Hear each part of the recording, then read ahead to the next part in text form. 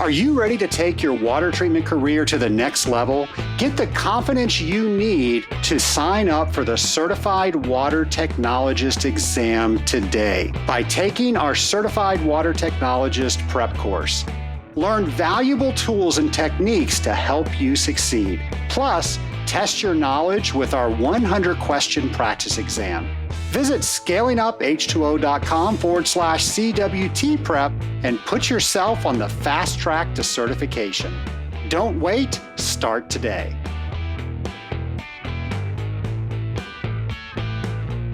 Welcome to the Scaling Up H2O podcast, the podcast where we scale up our knowledge so we don't scale up our systems.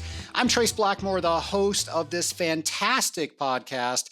And Nation, this has been an awesome week for me, for you, for everybody that has attended the Association of Water Technology's technical training here in Frisco, Texas on the first installment this year. Yes, they're going to be doing part one, which is concluding today, and then part two, which is going to take place November 11th through 14th. And Nation, I'll tell you all about that in a second, but I just want to thank everybody who's come up to me this week, who said they've listened to this podcast, who's either worn their magic button or they've asked for one for me. I've seen people start conversations here at this very technical training because they wore the button, because they listened to this podcast. Who knows? Maybe they now have a lifelong friend like I do with James McDonald and Mark Lewis, all because I went to AWT, all because we broke out of our shells. Actually, I don't know if those guys have shells. They are just such social butterflies. But we talked to each other. We talked about what was going on. And now we are friends. And it is so nice to be able to talk about things in our job that nobody else in our world understands outside of people that we work with. And then we can talk about really how our day is. Really, what's going on? Why am I seeing this? Have you ever seen this sort of issue? We can brainstorm together and then we can actually problem solve together. It is so good to have friends in this industry, not friends in low places, friends in the industrial water treatment industry where we can have conversations like that. Just recently, I went to the doctor's office for a regular checkup, and the nurse there asked me what it was that I did. And I told them that I worked in the industrial water treatment industry. And her eyes got really big, and she goes, "That's so cool. I live near the sewer in DeKalb County." Well, Nation, as you know, there is great work that is done with the county sewer, and there are a lot of people that do that listen to this podcast, but that's not the type of work that I do. And I get mistaken for either working at the municipal plant or doing something with pools or fountains all the time because that's what people see. And when they think about water, they think about either drinking it or what happens after we drink it, or something that they've seen like a pool or a fountain. They never think industrial water treatment. How is water being used to make things? How is water being used to transport heat? And all the other things that members of the Scaling Up Nation do to treat water. So I had a very interesting conversation with her, and I educated her a little bit about what it is that we do and how water is just such an amazing substance. Yes, I treat every person I talk to as if they were on the podcast. It's contagious. I love telling people about this amazing industry. But I didn't go very deep. I don't go as deep as I go here in the podcast. And I definitely did not go as deep as I do with friends of mine in this industry when we are trying to talk about our day or we are trying to talk about a potential problem that we just ran into and we're trying to figure out how do we solve this issue. So all that being said, this week has just been amazing because everybody in this entire hotel is an understanding member of the water treatment industry, and they know what it is that we're talking about. They know the day to day. They know what it's like to drive from account to account. They know how awesome it is that we have a podcast called Scaling Up H2O, that we can use our windshield time to learn more and to think differently about what we do in our day to day. They know how customers are our best friends, and sometimes they just don't get how to let us help them in the best way. They won't say yes to approving that piece of equipment that would just make such a difference in their program. And if they only did that, that would make their job easier. That would make our job easier. That would do an ROI in just a couple of months, and then they would be making money on that, as we would all be happy. But they're not signing off on that purchase order. We know those struggles, and we've been able to have conversations with people all this week because we are all in the same boat. Yes, water pun intended. So Nation, if you were somebody that is here at the Association of Water Technologies Technical Training in Frisco, Texas, thank you. If you've come up to me and given me a show idea, let me know that you like the show. Let me know that you want me to interview a particular guest. I can't tell you how much I appreciate that. Several years ago, when I started doing this show, I had no idea that anybody was actually going to listen to this podcast. We now have tens of thousands of people that listen to this podcast. And I just think that that is amazing.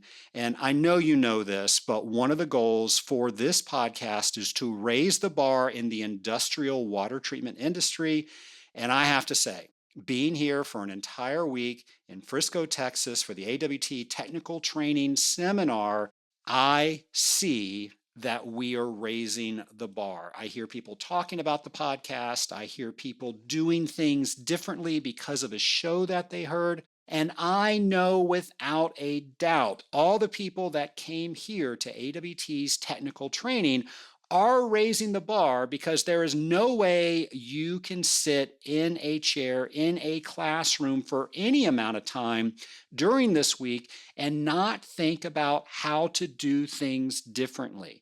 Maybe now you've got some more information and you can do things maybe even a little bit better. Maybe you've never thought about the why behind why somebody told you to do something, but now you sat through this class, you now understand the why, or you're beginning to understand the why, and now you're thinking of all these different things that you can do because you better understand what it is that you do. Nation, I love it when people get that spark where they now understand the why behind things that they've been doing all along, and now that propels them to not only do them better, but to do them in a way that makes them better. And that excites me. And I've seen that all week long. And if you are not here, I don't want you to worry. They've got another one coming up in November. We're going to talk about that in a second. But Nation, I just want to once again thank everybody out there in the Scaling Up Nation for listening to this podcast, and for you raising the bar in this industry by being better each and every day.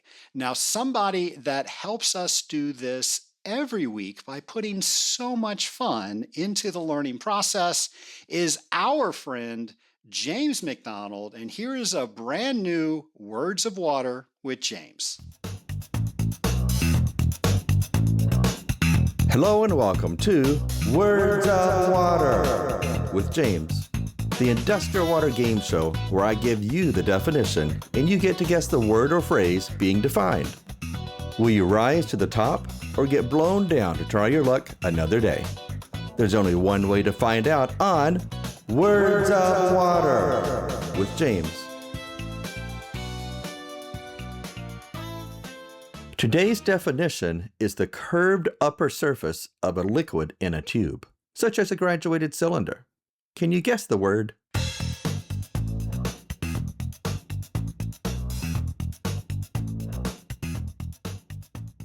The answer is meniscus. Okay, for those who got it correct, step to the right. For those who got it wrong, please step to the left.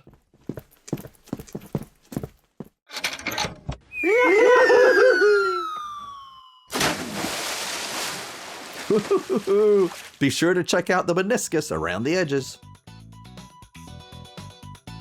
I'm James McDonald, and I look forward to seeing you next time on Words of Water with James. Thank you, James. Nation, one of my favorite things to do while I'm here at the AWT Technical Training Seminars is I ask people how they heard about this technical training. Some hear about it from a friend or colleague. Some heard about it from an email.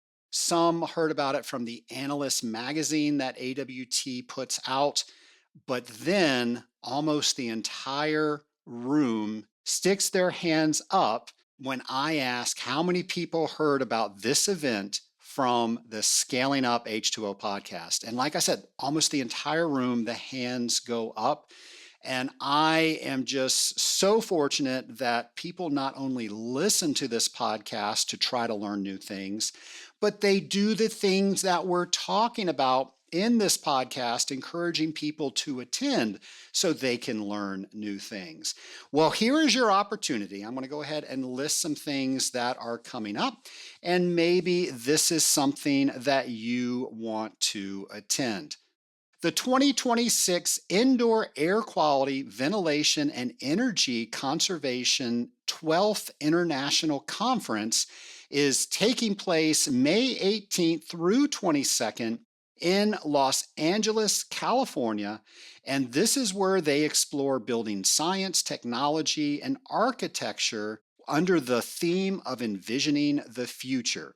So if you want to learn more about this conference, we're going to have all of that information for you on our show events page, and you can get there by going to scalinguph2o.com/events. And then while you're there, also look at the 99th Annual Arizona Water Conference and Exhibition. That's taking place April 28th through 30th, of course, in Phoenix, Arizona, in the Phoenix Convention Center. And this is Arizona's largest conference and trade show for water professionals. And we'll have all of the information for you on that on our events page. And of course, the next thing I'm going to talk about is where I am at right now, right today, and that is the Association of Water Technologies Technical Training Part 2, taking place November 11th through 14th. Now, it's going to be in Frisco, Texas. It's going to be in the very same venue that I am at right now.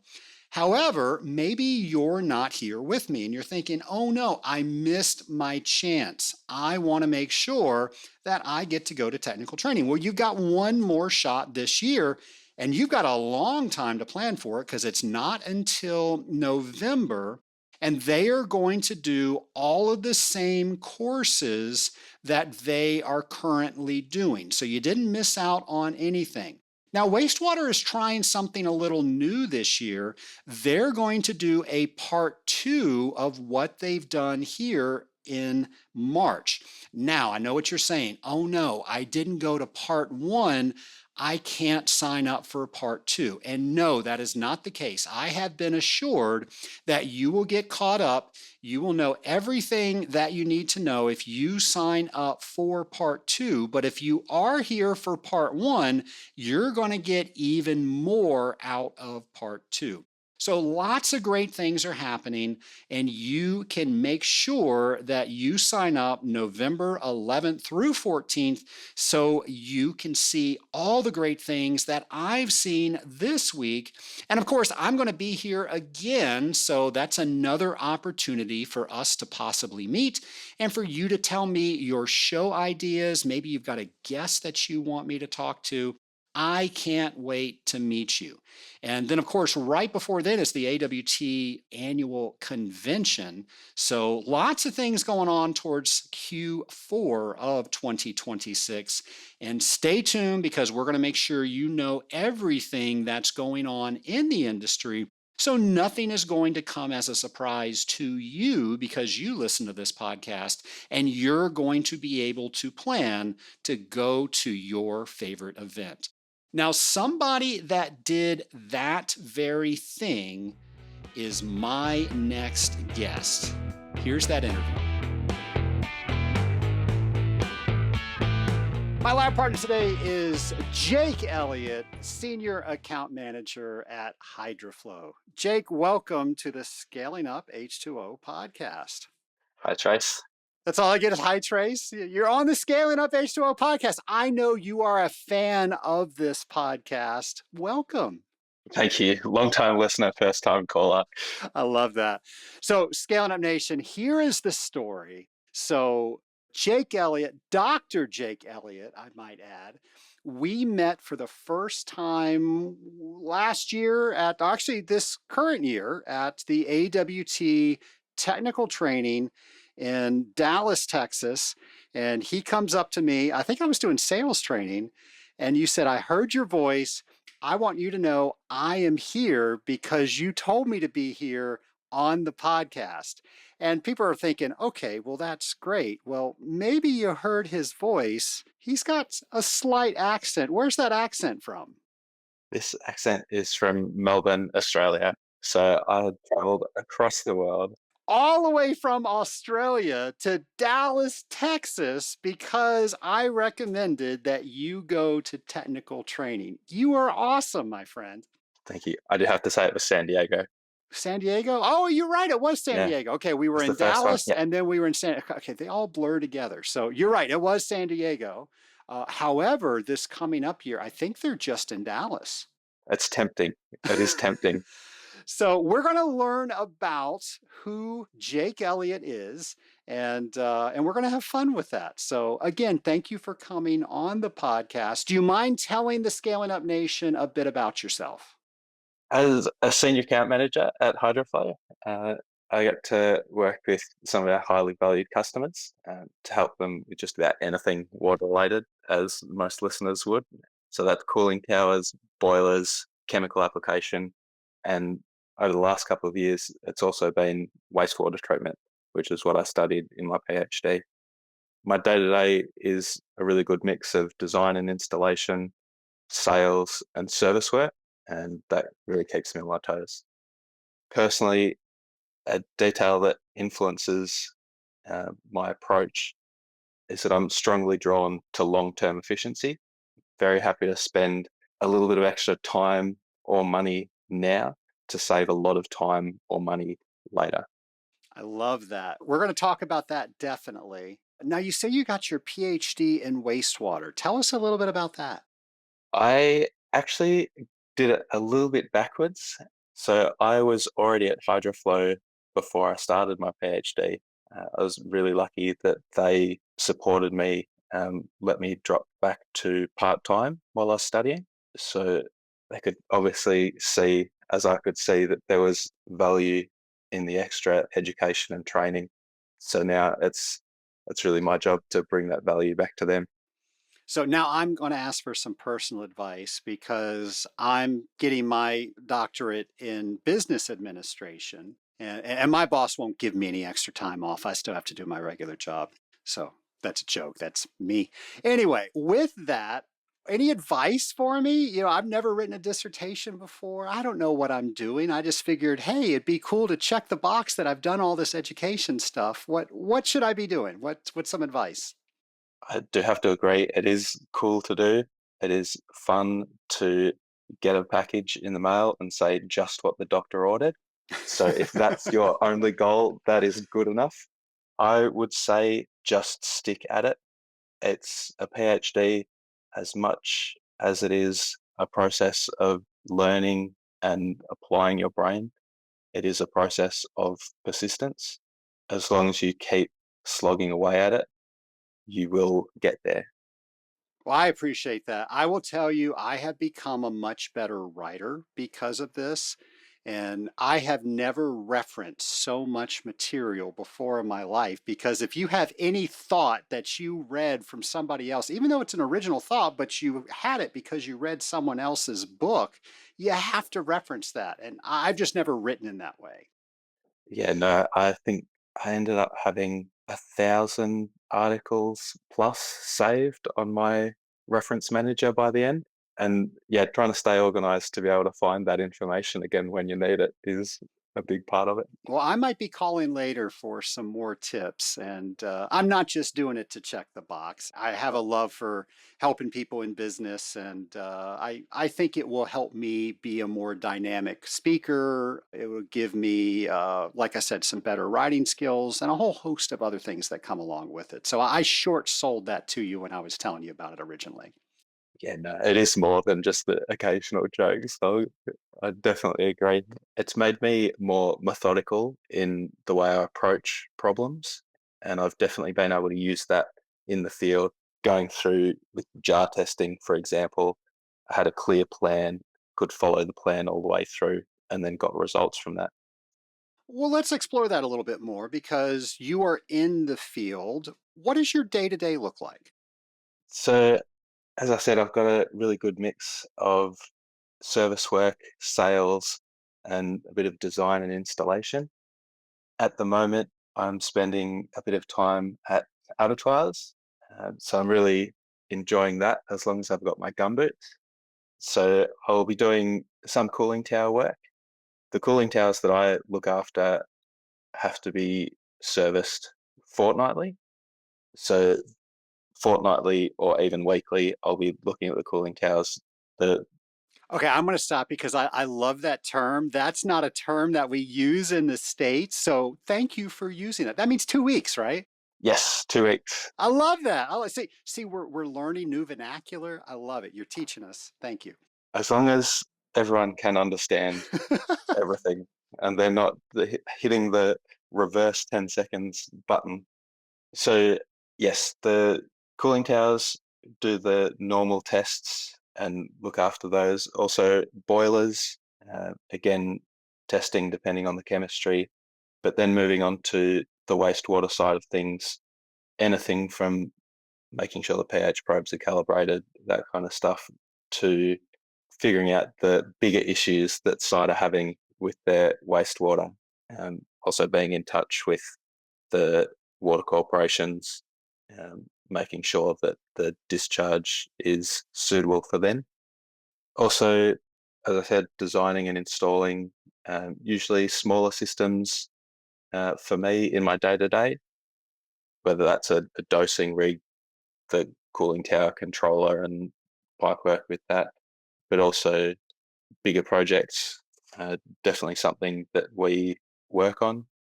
We've installed some decent filtration systems.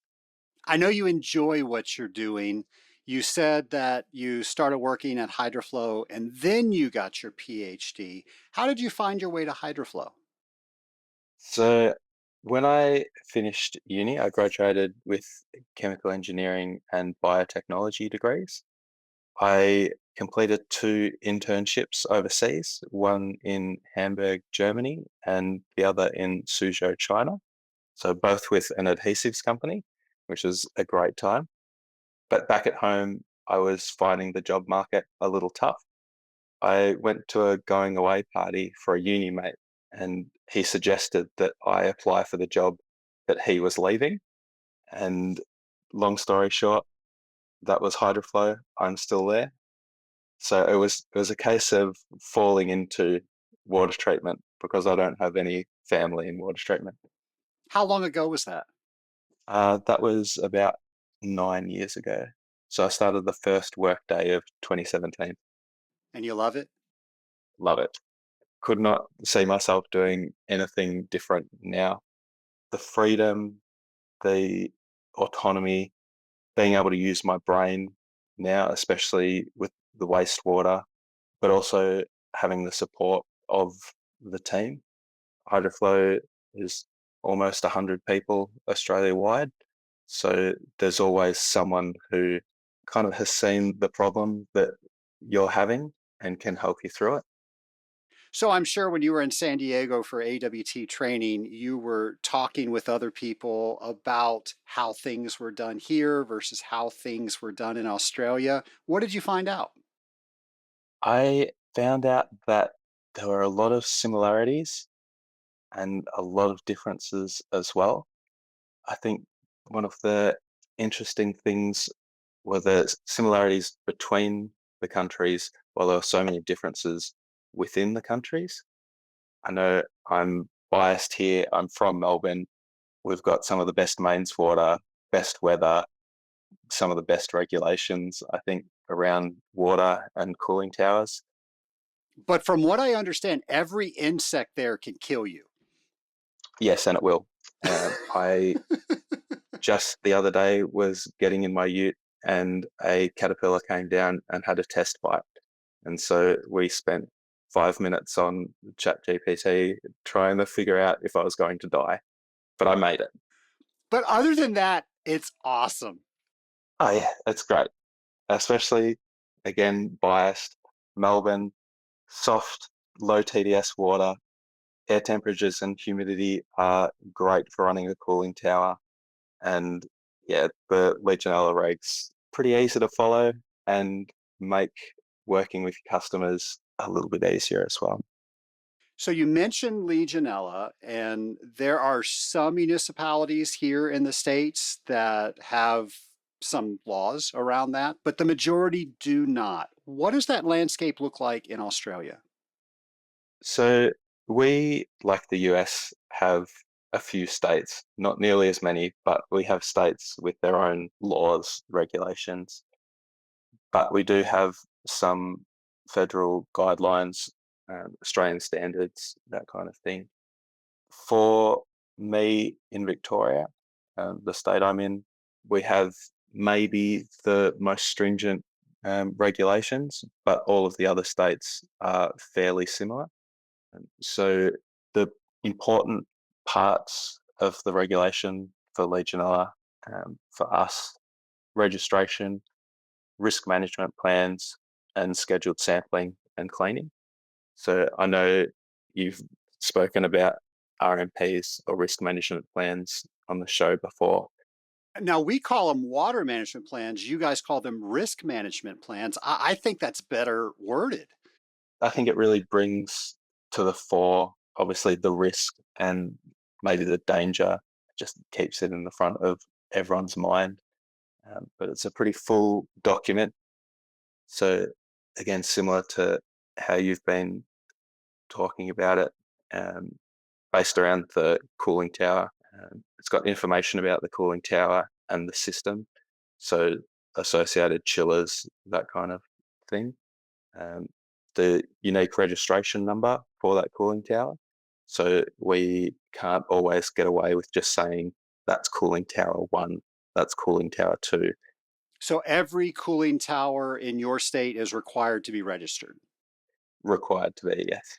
Whether it is or not, there are some operators out there who maybe haven't done that, but they get found out pretty quickly. And I'm assuming there's a fine if they find that out. Yes, I would say so. So if you're out there in your area with an unregistered cooling tower, it's not worth a fine. Register it. And is that with like the Department of Health?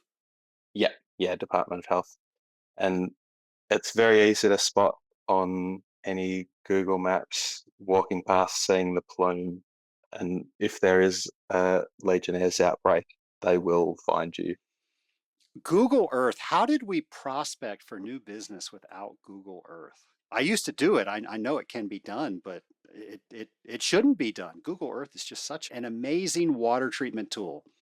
Yes, in so many ways. I agree. So, with a water management plan, or in your case, a risk management plan, we have ANSI 12080, which will certify people and kind of take them through the process. And that's a designation to show the end user that this is somebody that knows about these plans. Is there anything equivalent to that over in Australia? So we've got the Australian New Zealand standard 3 666. There are a couple of parts to that, talking about cooling tower design and installation, operation, and maintenance. Um, but there is definitely a business here around the RMPs, the RMP reviews that also need to take place every year, and the audits of all of the RMPs, reviews, and other paperwork. In the United States, there's several municipalities that are looking at things like molybdates and saying that we can't discharge those, or the limitations are just so small they can't be used. I'm curious, what does that look like over in Australia? That's not something that I've had to deal with too much. I know there are definitely regulations on discharge, but I'm lucky enough that that's usually sorted out by the company. We do produce our own chemical, so we have control over what we're using, so it can be very agile in changing that as well. How did you find out about this podcast? Shout out to Frenchie, one of the managers, Matthew French at Hydroflow. He came across the podcast and recommended it to all of us. And I think the second or third time he recommended it, I gave it a shot and ran through every episode. And I'm not up to date currently because 5 podcasts in 5 days was a little too much for me over Industrial Water Week, but almost there. Well, I'm going to try to ignore that it took 3 times to recommend the podcast before you listened the first time. But the fact we're going to focus in on is that you're a listener now. And not only are you a listener, you're listening to every single episode. You didn't listen to episode 1, did you? I did. Oh I'm my goodness. I'm sorry to you because I know that you don't like how you sounded, but it was also I listened to it as the first episode, so I've been on the entire journey. So I haven't gone back to the first episode. I don't think you would want to. Well, bless you for that. I love that you've gone from episode 1 on. The reason I bring up the podcast is one, we're on the podcast, but two, and I mentioned this at the top of the show, you heard me talk about the AWT technical training and you decided to go. Tell me how that happened, because that wasn't just an hour flight over here. There were a whole bunch of things that you had to do. So, what did you hear on this podcast that convinced you that, yes, I need to take a week and fly across the world to California and go to AWT training? It was week in, week out, great information, tips, hints, tricks. And I thought, if I can get that from 30 minutes, an hour a week in my car from the podcast, imagine what I can get in person, seeing these people face to face. You know, the funny thing about that is you chose the one class that I do not speak at all in. Yeah, I did. I realized that. And I also didn't choose the sales training that you run as the first day program as well, because I'd recently done sales training somewhere else. And I don't regret the training, but I do regret missing your training as well. And at the end of that first day, I was walking through the building and I could hear what was the podcast voice coming down the hallway, and it was you. And I thought I'd just duck in and catch the last bit of the session. So that's how we met. I was finishing up the sales training, which happens on the first day of AWT training, and you were in the back and you had a smile on your face. And I could not wait to end the class to go introduce myself and see what was going on. And you told me the story that I just shared with the Scaling Up Nation. And I'm so glad you came into that room. And hey, you listen to me every single week, so you should have listened to the other people. So you chose the right class. Let me ask, would you come back? I had originally wanted to do the wastewater training as well, but my calendar couldn't fit that. It wasn't available at San Diego. But yes, I would come back if I could, hopefully to do wastewater or maybe even see the top level training as well. Well, it sounds like you could teach the wastewater training, so maybe we should talk about you becoming one of the instructors. That's a dangerous prospect. I think I think everyone can learn something from everyone else. Everyone has their own experience, whether that's a short anecdote or the accumulated knowledge of 30 years, which I'm not at yet. I will tell you, the people that do all the AWT training, especially, I won't say especially, including wastewater, they're just at the top of their game. And the guys that do wastewater, specifically Kevin Cope comes to mind. He's a big fan of this show. We're a big fan of his. Just the knowledge and things that he's seen over the years. And he's a painter. That's actually his hobby. But he also paints with his words, because when he's training, he will describe what the plant looks like, and mentally you're right there with him as he's talking about the plant. I think he just does a phenomenal job. So if you need a plug to go to wastewater training, I would go to wastewater training. Lock it in. So let me ask, any hobbies you have over there? What do you do? Apart from avoiding the bugs that will kill us, I enjoy board games, computer games, very casual bike riding. Not a sight to see in Lycra, so I avoid that, but I do like to get around under my own steam. Now, when you service accounts, because you said you did wastewater, you did sales, you did service, do you do all of those in one day, or do you say, today I'm just going to service, tomorrow I'm just going to do sales and prospect? How do you do that? I do like to split it up so I have more of a field day and then more of an office day, a computer day. That's obviously not always possible, but I do like to have a day where I can focus fully on paperwork, quotes, screen time, essentially, and other full days of getting my hands dirty. So when you're doing a sales day, how do you prepare for that?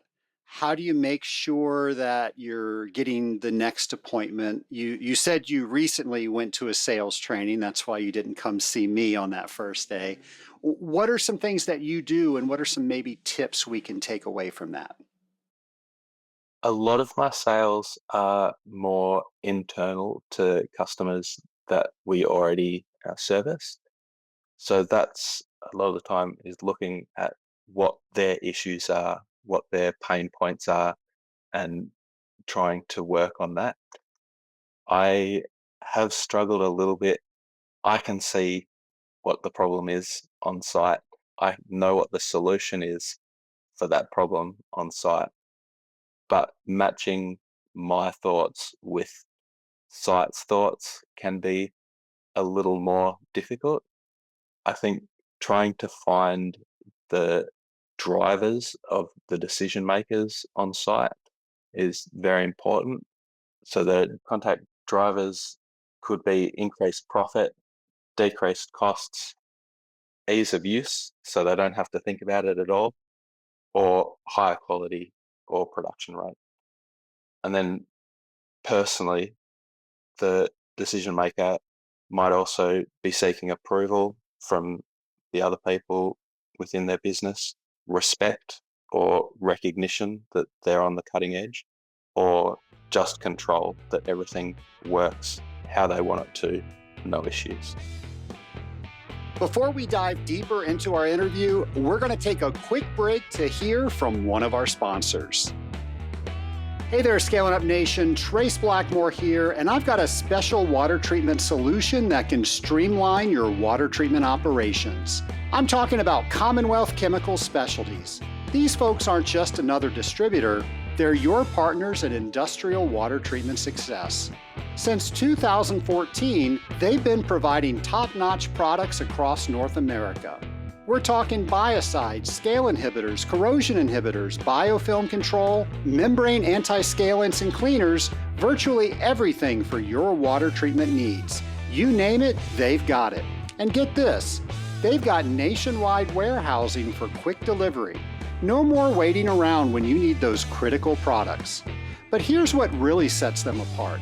Their technical team, led by Lisa Corbett DiMartino, a chemist with over 35 years of experience, will work with you to find the best solution for your needs. They even offer technical training seminars to keep you and your team at the top of your game. When you're looking to source your industrial water treatment products or need expert advice, discover why Commonwealth Chemical Specialties is more than just a distributor. Head over to scalinguph2o.com/Commonwealth to find out more. Once again, that's scalinguph2o.com/Commonwealth. Commonwealth Chemical Specialties, more than a distributor, discover the difference. Let's jump back in right where we left off. Now, one of the issues we all run into is perhaps we're not talking to the decision maker. We're talking with an influencer, but he doesn't have or she doesn't have the ultimate power to sign off on something. How do you make sure that you're talking to the person that you need to talk with without being rude to the person that's just the influencer and you're getting to the person that can sign off on your proposal? That can be very difficult, especially if the influencer that you are talking to doesn't want to give any of the information either to you, so you know who the actual decision maker is, or to the decision maker so they don't know you exist at all. I'd say just keeping the lines of communication open as much as you can, giving them the information that they want as they come around to the point of view that it's a good idea, they will send that further up as well. Another way to short circuit that is to find out what their limit for needing approval is. And if you can get a quote in for something that the person you're talking to can tick and approve, then that can be a way through as well. That's great advice. We work for a large company that's based here in Atlanta, and they can approve up to a certain amount. And because we know that, we can divide up things into, okay, we can get this far this quarter and the next quarter based on what they're able to approve. I don't think I talk about that in my sales training, but I'm going to add that. I'll come to the next sales training so I can hear you talk about it. I'm going to hold you to that. I'm going to hold you to that. I want you in the audience. Now, when you came over to AWT training, did you have any problems with jet lag or going back? So part of my calendar and the reason that I couldn't go to the other training was I had a trip to Brazil planned afterwards. So I didn't have to worry too much about jet lag on the way to the States. Had a nice relaxing holiday afterwards. But going back home, I kind of leveraged the jet lag into just being able to wake up earlier.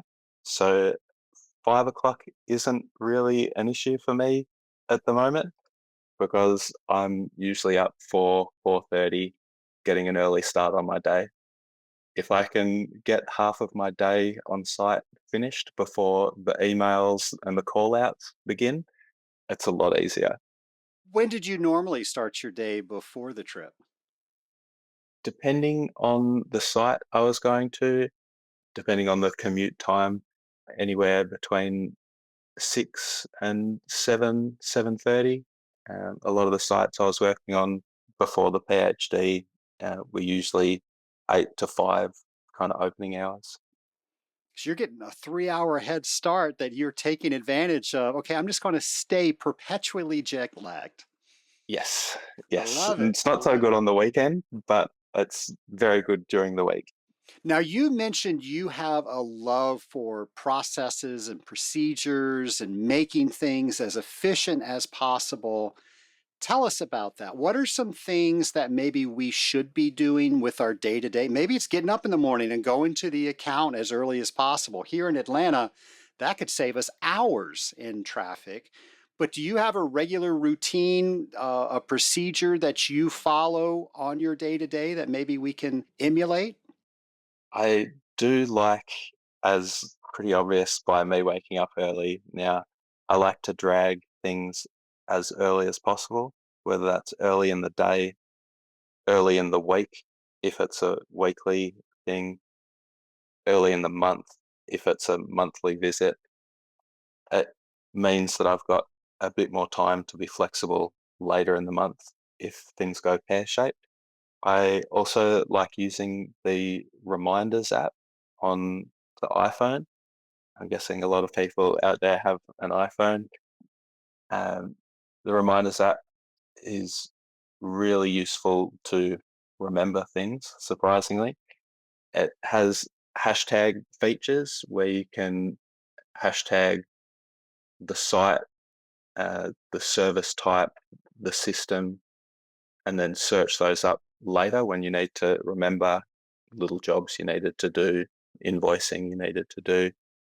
It also has a location feature, so you can set a location reminder for the office. So when you are arriving at the office or leaving the office, you don't forget that one part that you definitely needed. And so you can stop, see the notification, grab the part. I can also recommend automating things if you are able to, whether that's if you are technically able to, or if it's something that is conducive to being automated. That's probably related to AI now as well. There are a few things that generative AI is really good at. I would definitely say that you have to pay attention to what ChatGPT is spitting out though, and using it to make your own words even better. Yeah, I've heard that ChatGPT has gotten a lot better at that. I think the term is hallucinating. And the way they wrote the program, like for example, I might put in that Jake Elliott was the 35th president of the United States and give me a report on that. And it would actually write back in confirmation that you were the 35th president of the United States. However, you weren't. So that was hallucinating. So what they did is they changed that code so it actually fact checks. It doesn't take what we ask it as really being true. So they had to add that extra code to it. I just found that interesting. I don't know if anybody else does, but I thought I'd share that. I think it still does occasionally, and if you call it out, then it's like, oh, you are right. That doesn't exist. Well, and don't be mean when you call it out because eventually the machines will rule the world and they will have your name on a list. So don't be mean to the machines. I asked my ChatGPT if it was all right for me to call it a nickname, and it said yes. So I can only trust what it has told me about its feelings on nicknames. So I have to ask, what's its nickname? Chatty, There you go. That's a good nickname. just easier than ChatGPT, fewer syllables, easy to say. So, what are some of the ways that you're using ChatGPT in your day to day water treatment? It's definitely good for some troubleshooting if you can't get talking to anyone else as a start. It's good as a start for troubleshooting if it's something that you have never seen before. Also, as a support for water treatment, I've definitely used it to change the tone of some of my emails, um, especially at the end of a long day in the field. You're hot, you are dirty, you're not really thinking perfectly straight. If you can get some of your thoughts down and then let ChatGPT massage that into something that is good communication, again, double check it before you send it. Make sure that it is saying what you want it to say. But that can be really useful.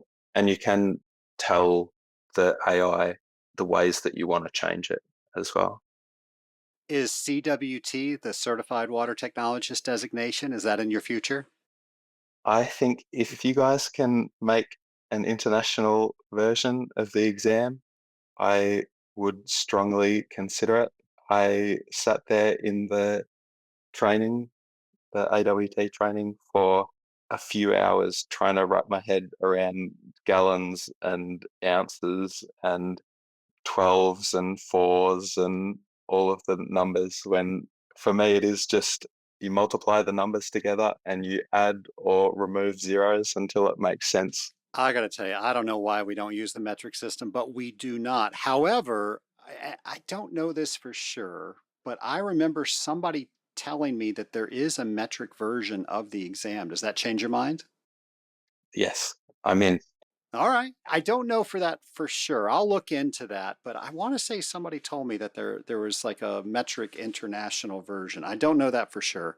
I'll find out by the time this show is out. I'll have that on my show notes page. So if you're listening to this and you're wondering if that's the case or not, we will have the answer on the show notes page. And definitely, when I find out for sure, I will give you a phone call so you know about it. Thank you. If there's a pared back version without the regulations or with specific regulations as well? Now, I'm pretty sure there is not, and I know that's on the table because there are people in the UK that are getting it all over the world. So eventually, I think they're going to address that. But right now, I think all the questions are the same.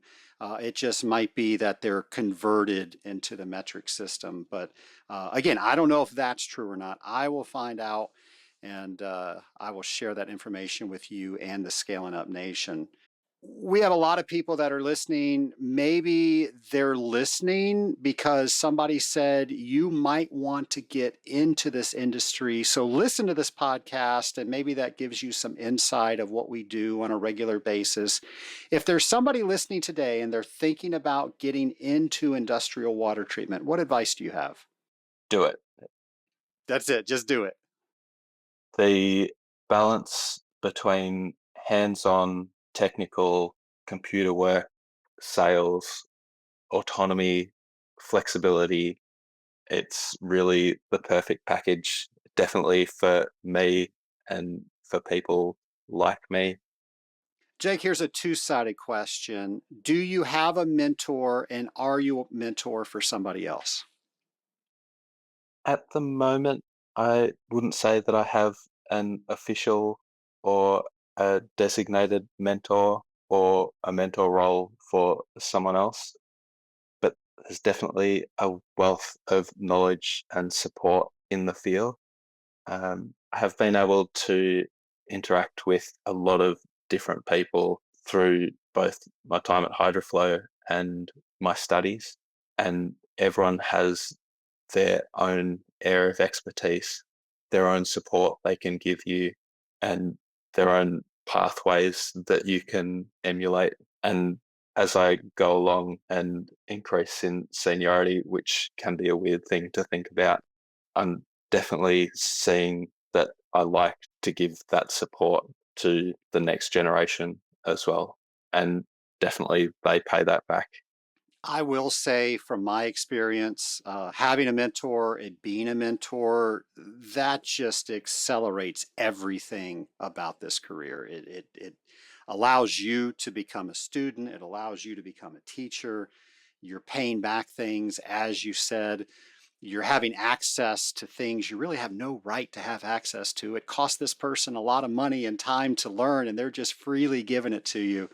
So I could not recommend those two things more.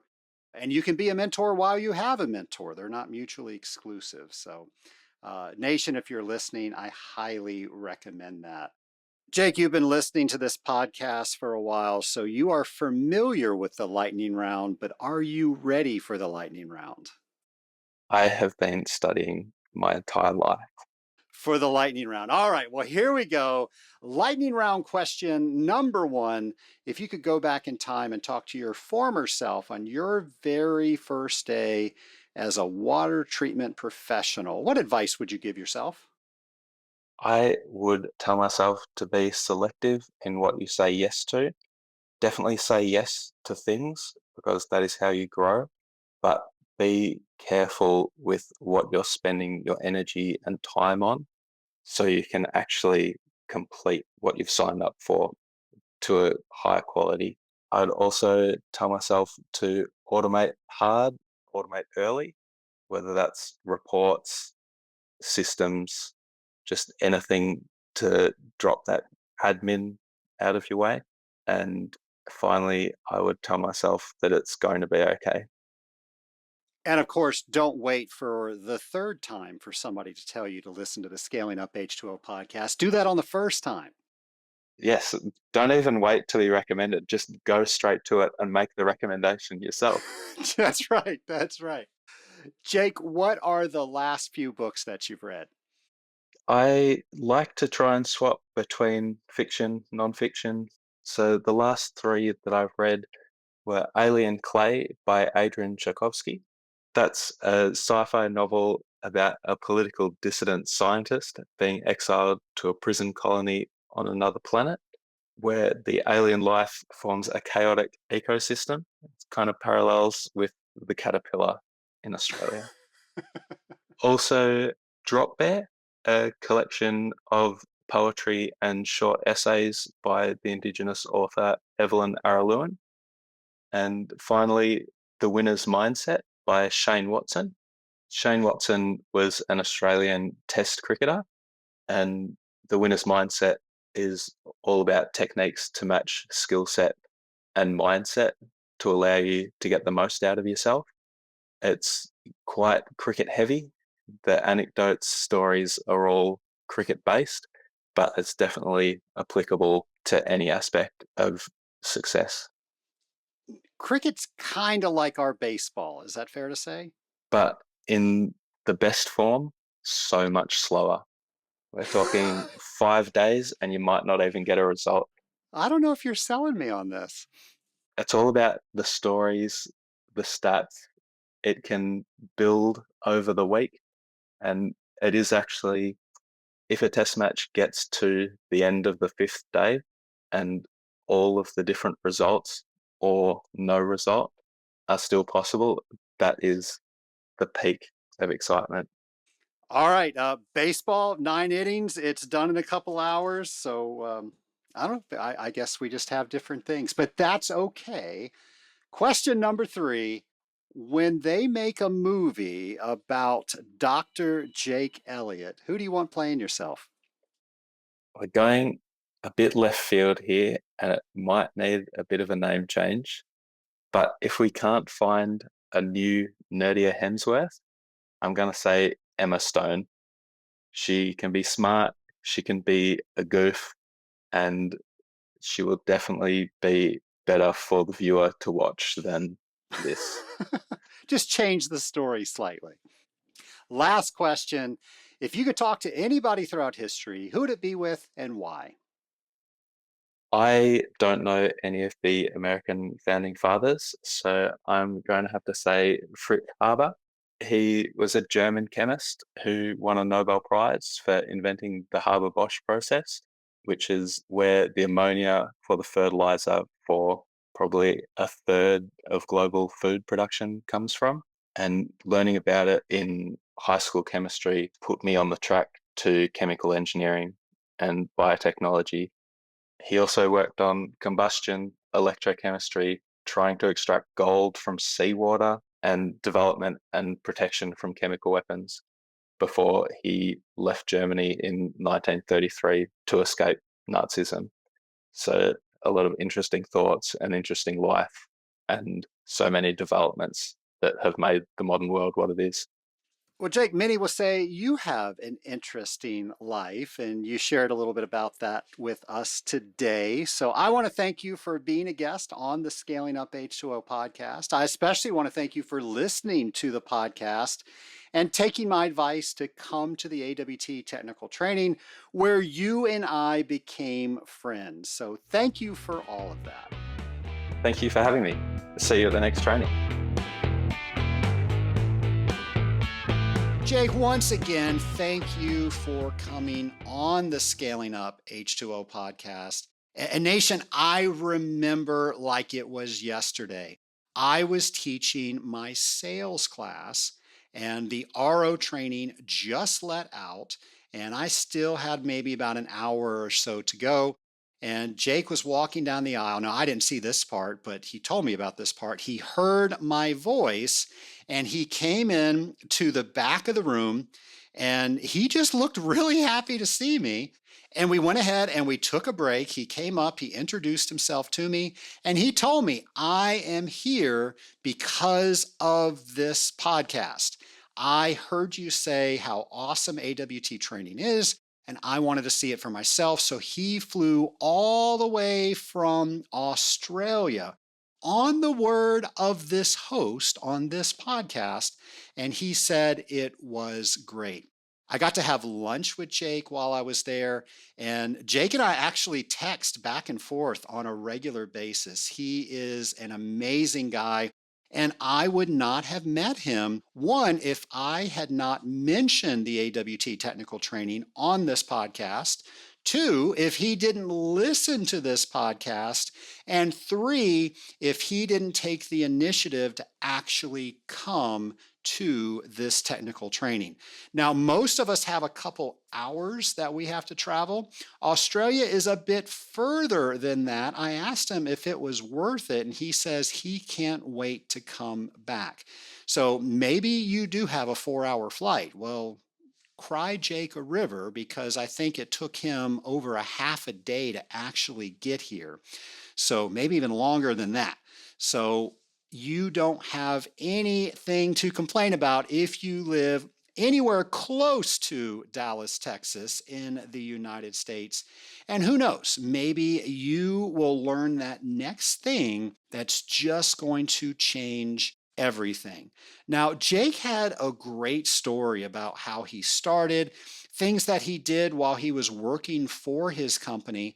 And that just got me thinking, how do we make sure that we're always telling our story?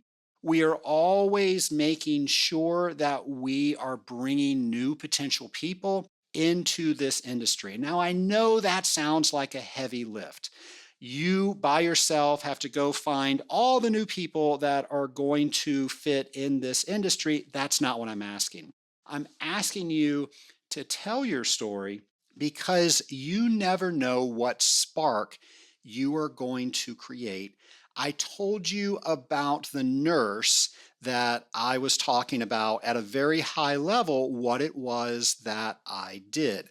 Now, what I didn't tell you is she told me that her fiance was looking for something different than what he was doing now. And I gave her my card, and I asked her to give the card to him if he was interested. And wouldn't you know it, he called me for an interview.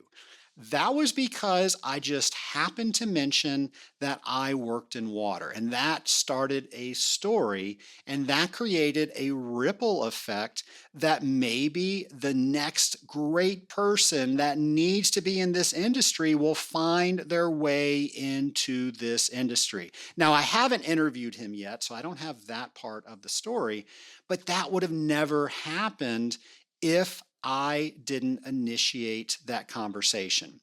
So, nation, next time you're in front of somebody, be proud of being an industrial water treater. I know you already are, but sometimes we get frustrated by the fact that they don't have the same contextual information that we do about what we do. And then they mistake us for working at the local sewer plant. That's exactly what happened with this nurse.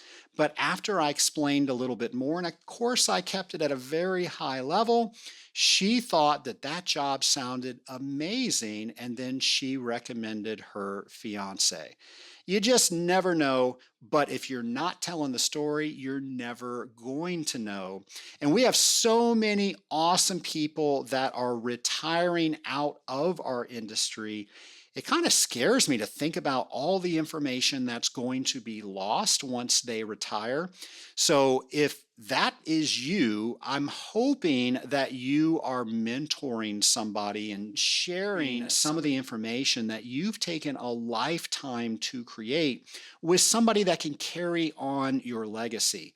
And for all the people that don't have a mentor out there, it's my hope that you seek a mentor. There is just a vast amount of professionalism and experience out there with so many people through all levels of their career, not just ones that are thinking about retiring. And the thing about this industry is people love to help other people that are in this industry. And it is a hard ask. I know because I've done it, but I'm sure glad that I got the courage to do it. When you ask somebody to mentor you, that's pretty scary because, oh my gosh, what if they say no? Now, what they might say is they don't know what that actually means. So you might need to explain to them, hey, I would just like to be somebody that can talk to you about what it was that you did over your career, maybe call you on occasion when we have questions, and just get to know you a little bit better. That's what a mentor is. And then trust me, with those guardrails, it will work its magic.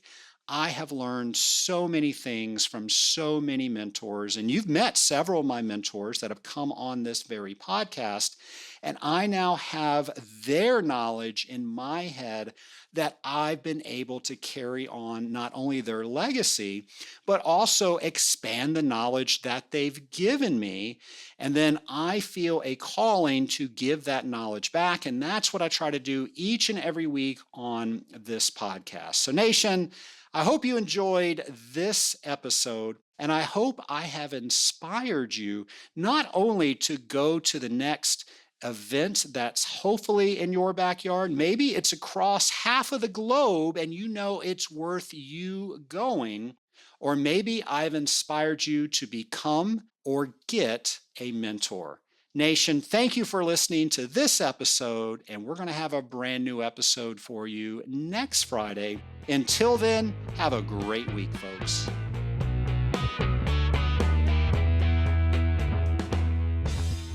Lift others as you rise. At the Rising Tide Mastermind, we say a rising tide raises all boats.